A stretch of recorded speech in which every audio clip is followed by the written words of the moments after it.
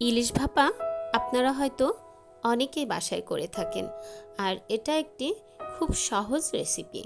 তো আমি যেভাবে করি আজকের ভিডিওটিতে সেটাই দেখাবো। Hello everyone, welcome to my channel দীপার রান্নাঘর। আশা করি সবাই খুব ভালো আছেন। আজকের ভিডিওতে থাকছে ইলিশ ভাপার রেসিপি। আশা করছি রেসিপিটি সবারই খুব ভালো লাগবে।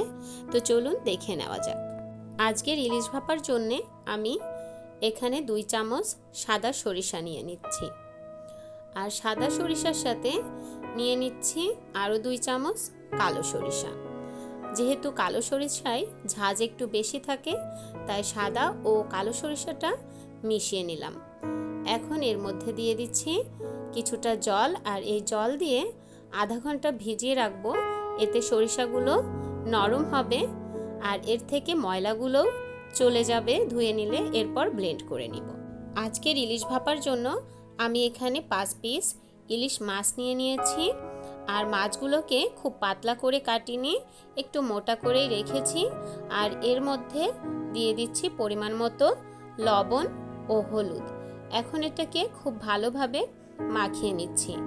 এভাবে করে লবণ ও হলুদ দিয়ে মাখিয়ে আধা ঘন্টা রেখে দিলে এর মধ্যে ভালোভাবে লবণ ও হলুদটা ঢুকে যাবে।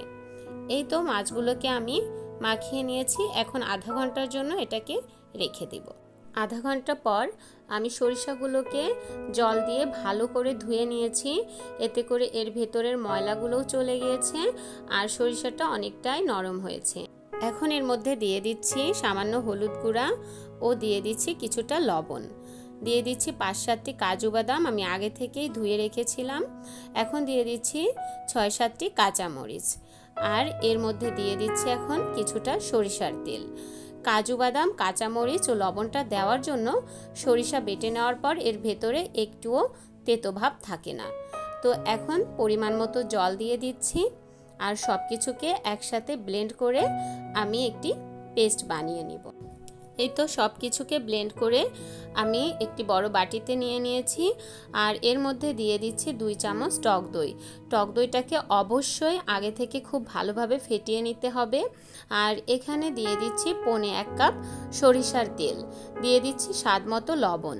যেহেতু মাছ মাখানোর সময় সরিষা বেটে নেওয়ার সময়ও লবণ দেওয়া হয়েছে, তাই লবণটা বুঝে দিতে হবে যাতে বেশি না হয়ে যায়। সব কিছুকে একটি চামচের সাহায্যে খুব ভালোভাবে মাখিয়ে একটি পেস্ট বানিয়ে নিলাম। ইলিশ ভাপা করার জন্য আমি এরকম একটি স্টিলের বাটি নিয়ে নিলাম, আর এখন যে পেস্টটি বানিয়েছিলাম তার থেকে অর্ধেকের একটু কম এই বাটির মধ্যে দিয়ে নিলাম, আর এটাকে একটি চামচের সাহায্যে চারিদিকে ছড়িয়ে নিচ্ছি। দেখতেই পাচ্ছেন আমি কিভাবে চামচের সাহায্যে চারিদিকে ছড়িয়ে দিচ্ছি। এখন এর মধ্যে মাছগুলোকে এক এক করে দিয়ে দিব। এই তো মাছগুলোকে আমি দিয়ে দিচ্ছি। মাছগুলো দেওয়া হলে এর উপর দিয়ে যে বাকি পেস্টটা আছে সেগুলো প্রতিটা মাছের উপর দিয়েই সুন্দর করে দিয়ে দিতে হবে। প্রথমে আমি দিয়ে নিচ্ছি। এই তো এখন চামচের সাহায্যে সব দিকে সমানভাবে বিছিয়ে দিচ্ছি, যাতে করে প্রতিটা মাছের উপরেই পেস্টটা সমানভাবে থাকে। পেস্টটা দিয়ে নিয়ে এখন চামচের সাহায্যে মাছগুলোকে আস্তে আস্তে করে উল্টে দিব, যাতে সব পাশেই পেস্টগুলো ভালোভাবে মাখানো হয়। আগে থেকে 5টি কাঁচামরিচ চিড়ে নিয়েছিলাম, এখন এর উপর দিয়ে নিলাম। এখন ঢাকা দিয়ে এটাকে ভাপে বসিয়ে দিচ্ছি। ভাপে দেওয়ার জন্য কড়াইয়ে জল নিয়ে এর উপর একটা স্ট্যান্ড বসিয়ে আমি টিফিন বক্সটাকে বসিয়ে দিয়েছি। জলটা এমন পরিমাণে নিতে হবে যাতে টিফিন বক্সটা এর মধ্যে সামান্য ডুবে থাকে, তবে খুব বেশি জল দেওয়া যাবে না। এতে করে যখন জলটা টকবক করে ফুটে উঠবে তখন জলটা টিফিন বক্সের মধ্যে ঢুকে যেতে পারে। এখন এটাকে ঢাকা দিয়ে 20 থেকে 25 মিনিট চুলার আঁচটা মিডিয়ামে রেখে ভাপিয়ে নিলেই রেডি হয়ে যাবে ইলিশ ভাপার রেসিপিটি। 25 মিনিট পর আমি ঢাকনাটা খুলে নিচ্ছি। দেখতেই পাচ্ছেন জলটা টকবক করে ফুটে উঠেছে, তবে এটা টিফিন বক্সের উপরে উঠে আসেনি।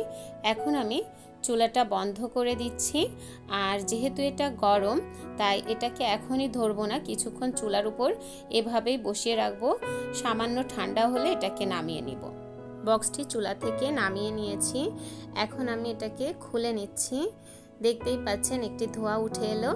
আর এই তো রেডি হয়ে গেল আজকের ইলিশ ভাপার রেসিপি। তো দেখতেই পেলেন কত সহজে রেডি হয়ে গেল আজকের ইলিশ ভাপার রেসিপি। আশা করছি রেসিপিটি আপনাদের সবারই খুব ভালো লেগেছে।